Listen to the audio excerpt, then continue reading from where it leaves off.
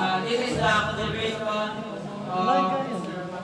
Report. My name is Felix Jan Wilson. Disloyalty of public officers. So, miss, kung makita nyo yung word, kung saan yung alira, iniwan mo yung wala? Disloyalty of public officers? Si Alabado. Ina-idea. Alabado. So, sige. So, disloyalty of public officers, it refers to acts of betrayal, unfaithfulness, or failure to uphold the duties and responsibilities of officers or employees in one organization or in government. So, the question is there conspiracy? Kabalo mo kung sa conspiracy? Conspiracy is an agreement between two or more persons or people to commit an illegal act. So, ang pangangkot is there conspiracy? So the answer is no. It's because, number one, there was no agreement concerning the commission of rebellion. So it means that there was no agreement. Wala sinabutan.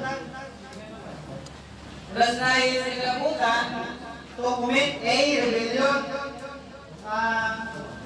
To commit a rebellion in that organization or government, especially there is a tuwang. Second, there was no decision to commit it. The facts do not suffice to sustain a conviction of the crime of conspiracy to overthrow the government. So means, mao na siya gihapon. There was no agreement or intent to commit the crime of conspiracy to overthrow the government. So next is organizing a group of soldiers, soliciting membership and soliciting funds from the people for the organization show conspiracy to overthrow the government. When the object of the offenders and organizing Filipino soldiers, several meetings and soliciting funds from the people is to overthrow the government, there is conspiracy to commit rebellion. So, in organizing a group of soldiers, just like Filipino soldiers, there was a conspiracy to commit a rebellion. Why? Why not?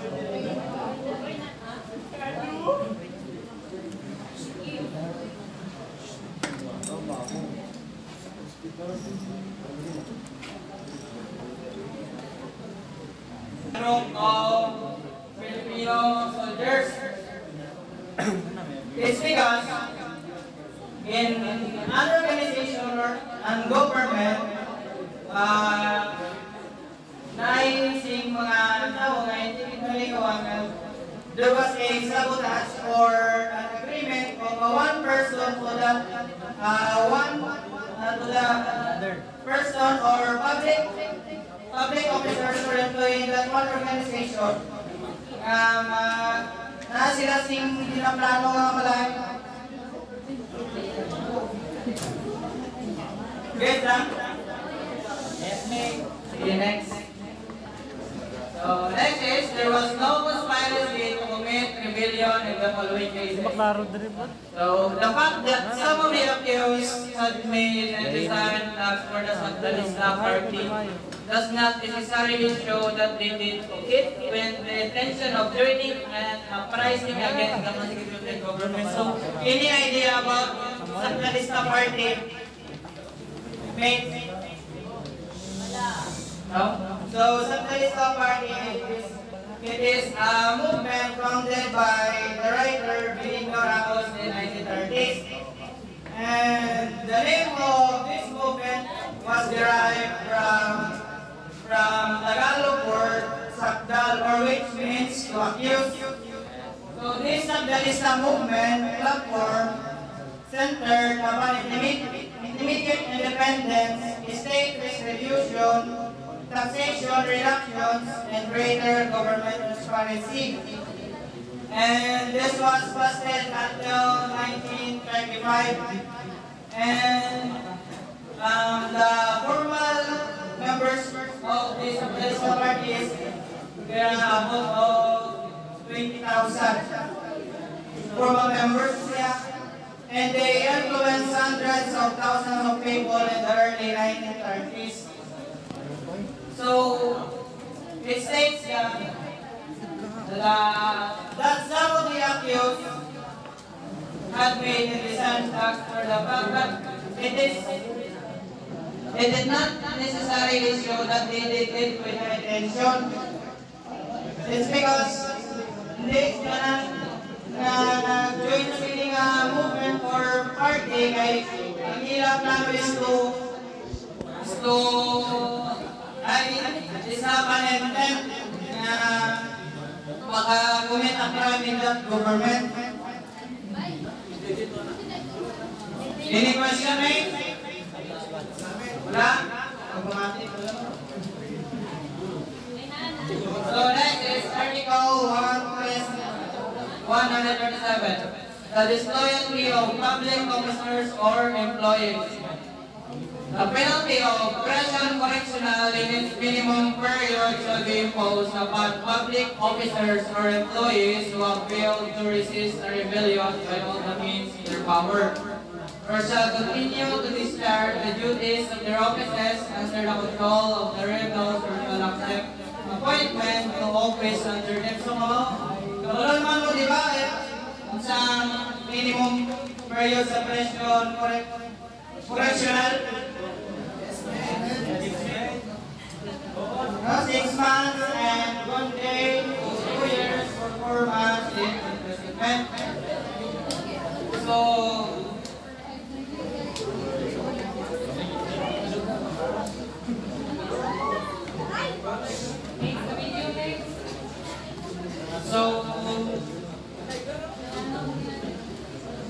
So in this Article 127, it states that the public officers or employees have failed to resist rebellion by all the means in their power. It has a disloyalty in its governmental organization.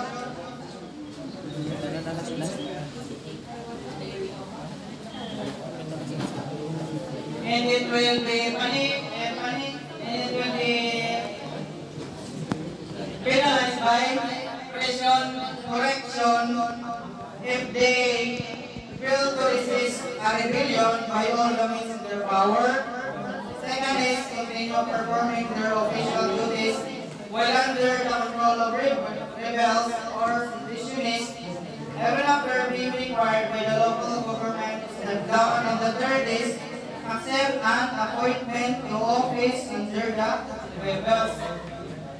Yes, sir? Tulungan na mo.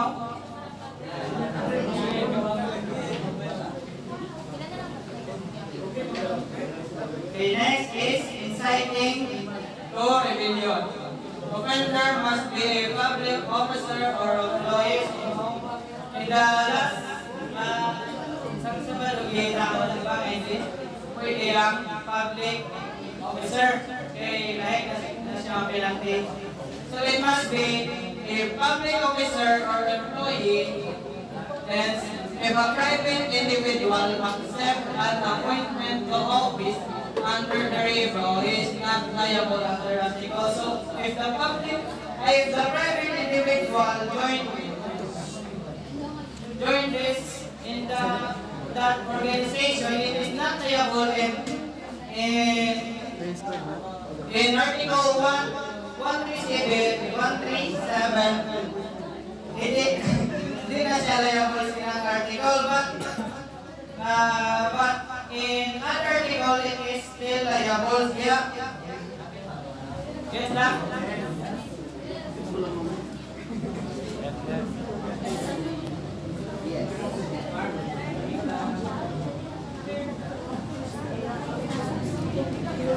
Acts of disloyalty penalty which are punished. So, honor siya upon first by failing to resist a rebellion by all the means in their power. Second, by continuing to discharge the duties of their offices under the control of the rebels. And third, by accepting appointment office under them. Okay, sa mo?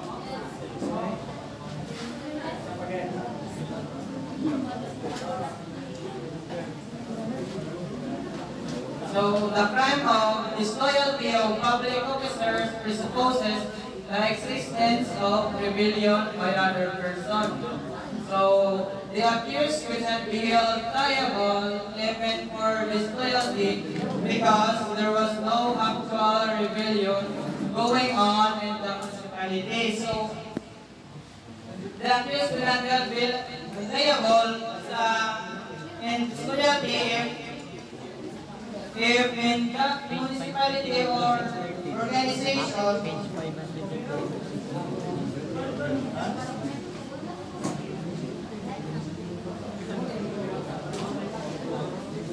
so the accused cannot be guilty of disloyalty under Article 127 if there is no actual rebellion in that municipality. And pwede po na and there must be rebellion to be resisted, or at least the place is under the control of the rebels. So it should be liable if there was sabotage or an agreement or intent that it is the under of the rebels. Kaya may question ako?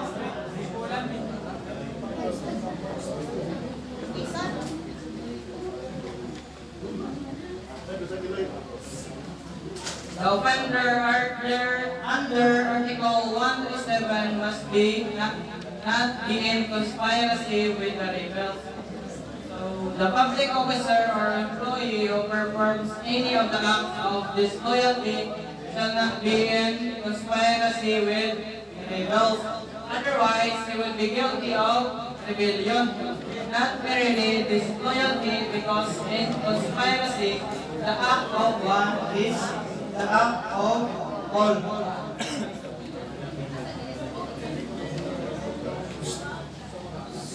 So, if the public officer performs the act of disloyalty, it should not mean that he is liable in conspiracy with the rebels, but otherwise, if he will be guilty of rebellion, disloyalty,